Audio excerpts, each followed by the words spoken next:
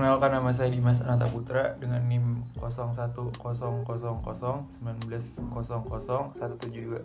Nama saya Putri Sherina Amelia dengan NIM 0100190486.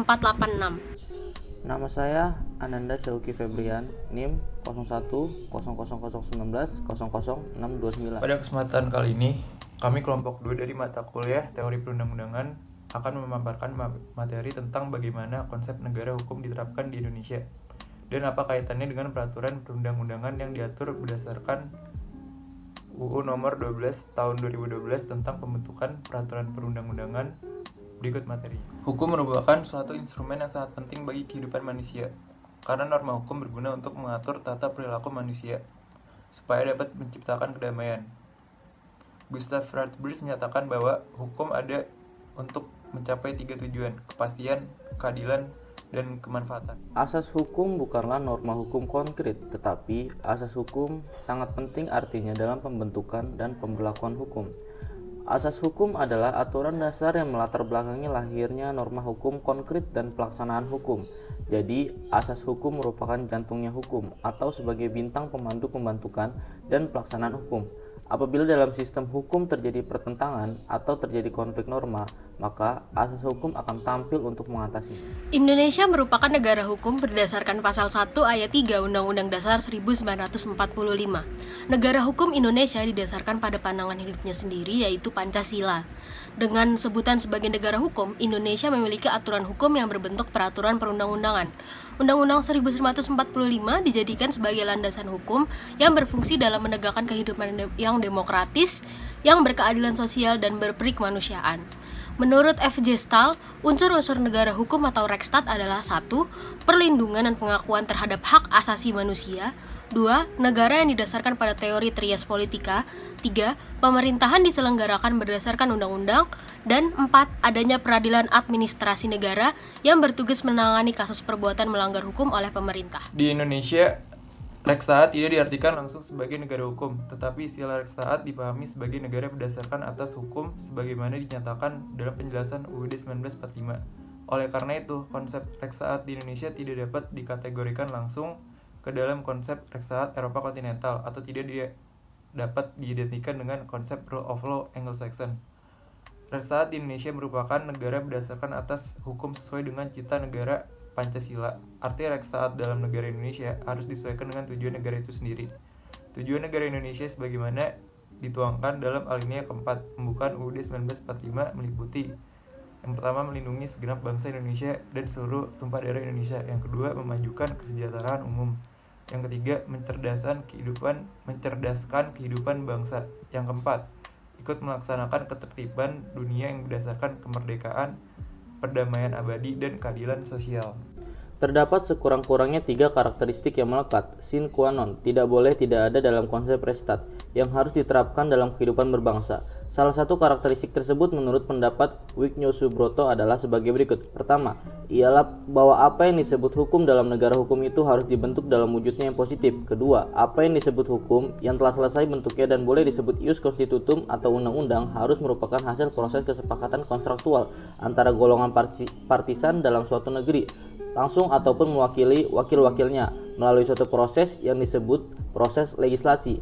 Ketiga, hukum yang telah diwujudkan dalam bentuk undang-undang dan bersifat kontraktual itu akan mengikat seluruh warga bangsa secara mutlak, mengalahkan aturan-aturan normatif macam apapun, yang lokal ataupun yang sekretarian, namun yang belum disepakati melalui proses legislatif agar diberlakukan sebagai bagian dari hukum nasional. Ketiga, kriteria tersebut menggambarkan bahwa dilakukan melalui lembaga legislatif yang mewakili golongan-golongan partisan membentuk suatu kesepakatan. Hal ini sejalan dengan pembentukan undang-undang di Indonesia melalui Parlemen DPR RI.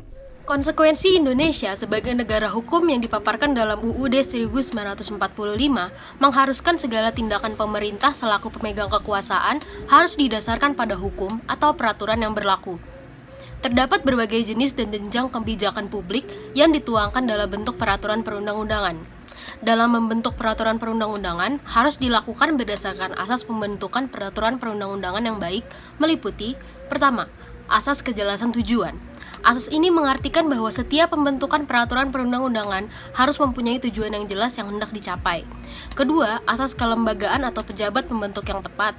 Asas ini mengartikan bahwa setiap jenis peraturan perundang-undangan harus dibuat oleh lembaga negara atau pejabat pembentuk yang berwenang. Ketiga, asas kesesuaian antara jenis, hierarki, dan materi muatan. Asas ini mengartikan bahwa dalam pembentukan peraturan perundang-undangan harus benar-benar memperhatikan materi muatan yang tepat sesuai dengan jenis dan hierarki peraturan perundang-undangan. Keempat, asas dapat dilaksanakan. Asas ini mengartikan bahwa setiap pembentukan peraturan perundang-undangan harus memperhitungkan efektivitas peraturan perundang-undangan tersebut di dalam masyarakat, baik secara filosofis, sosiologis, maupun yuridis. Kelima, asas kedayagunaan dan kehasilgunaan. Asas ini mengartikan bahwa setiap peraturan perundang-undangan dibuat karena memang benar-benar dibutuhkan dan bermanfaat dalam mengatur kehidupan bermasyarakat, berbangsa, dan bernegara. Keenam, asas kejelasan rumusan.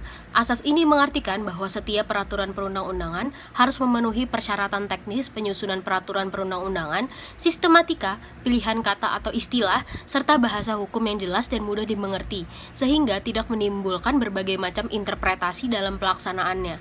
Ketujuh, asas keterbukaan, mengartikan bahwa dalam pembentukan peraturan perundang-undangan, mulai dari perencanaan, penyusunan, pembahasan, pengesahan atau penetapan, dan pengundangan bersifat transparan dan terbuka.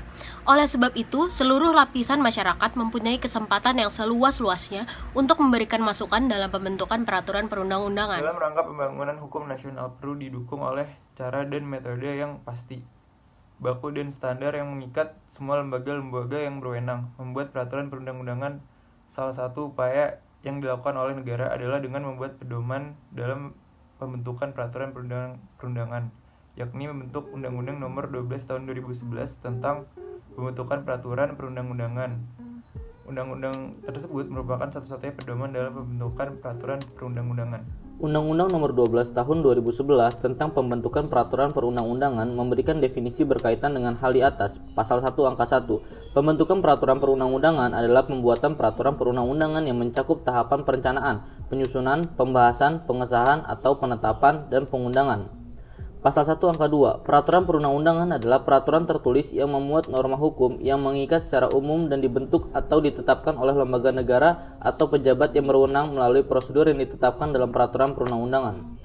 Norma-norma hukum itu berjenjang-jenjang dan berlapis-lapis dalam suatu hierarki tata susunan, di mana suatu norma yang lebih rendah berlaku, bersumber dan berdasar pada norma yang lebih tinggi. Norma yang lebih tinggi berlaku, bersumber dan berdasar pada norma yang lebih tinggi lagi. Sedemikian seterusnya sampai pada suatu norma yang tidak dapat ditelusuri lebih lanjut dan bersifat hipotesis dan fiktif, yaitu norma dasar. Hans Nafiaski mengatakan bahwa suatu norma hukum dari negara manapun selalu berlapis-lapis dan berjenjang-jenjang. Ia telah mengelompokkan norma-norma hukum dalam suatu negara itu menjadi 4 kelompok besar yang terdiri atas kelompok 1, Staatsfundamental Norm atau norma fundamental negara.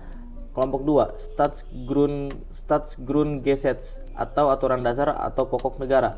Kelompok 3, Formelgesetz atau undang-undang formal. Kelompok 4, Verordnung dan Autonomsatzung atau aturan pelaksana dan aturan otonom.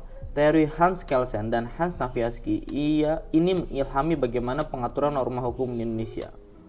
Pada pasal 7 ayat 1 Undang-Undang Nomor 12 Tahun 2011 dipaparkan hierarki peraturan perundang-undangan di sistem hukum nasional. Jenis dan hierarki peraturan perundang-undangan terdiri atas: yang pertama, Undang-Undang Dasar Negara Republik Indonesia tahun 1945. Yang kedua, ketetapan Majelis Permusyawaratan Rakyat. Yang ketiga, undang-undang atau peraturan pemerintah pengganti undang-undang. Yang keempat, peraturan pemerintah. Yang kelima, peraturan presiden. Yang keenam, peraturan daerah provinsi. Yang ketujuh, peraturan daerah kabupaten atau kota. Kekuatan hukum peraturan perundang-undangan adalah sesuai dengan hierarki peraturan perundang-undangan. Selain jenis dan hierarki tersebut, masih ada jenis peraturan perundang-undangan lain yang diakui keberadaannya. Peraturan perundang-undangan lain ini juga mempunyai kekuatan hukum mengikat sepanjang diperintahkan oleh peraturan perundang-undangan yang lebih tinggi atau dibentuk berdasarkan kewenangan. Pembentukan undang-undang juga sangat dipengaruhi oleh politik hukum atau legal policy pembentuk undang-undang.